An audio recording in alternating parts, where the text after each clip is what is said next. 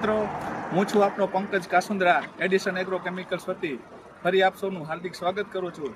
આપણે આજે ખાસ જીરાની વાત કરવાની છે, કેમ કે જનરલી જીરા છે એ 40 દિવસથી લઈને 55 દિવસના જનરલી જીરા થઈ ગયા છે. તો ખાસ ચર્ચાનો વિષય એ છે કે કારિયાનો અત્યારે વાતાવરણ છે આ એકદમ ઠંડુ થઈ ગયું છે, તો એની અંદર જે ખેડૂત મિત્રોએ પાણી આપી દીધું હોય તો એને ખાસ મારે એક ભલામણ કરવાની છે, અને જે ખેડૂત મિત્રોએ પાણી આપવાનું હોય તો એના માટે પણ મારે ખાસ ભલામણ કરવાની છે. તો મારે જે વાત કરવાની છે, જેને પાણી આપવાનું બાકી હોય એને જીરાની અંદર ખાસ એક દવાનો સ્પ્રે લઈ લેવો જોઈએ. હવે એની જે હું વાત કરવા જઈ રહ્યો છું એ આપણે એડિશન એગ્રો કેમિકલ્સનું જે ટેસ્લા છે એ ટેસ્લા 12 ગ્રામના પ્રમાણથી પાણી આપ્યા પહેલાંનો સ્પ્રે લઈ લેવો જોઈએ.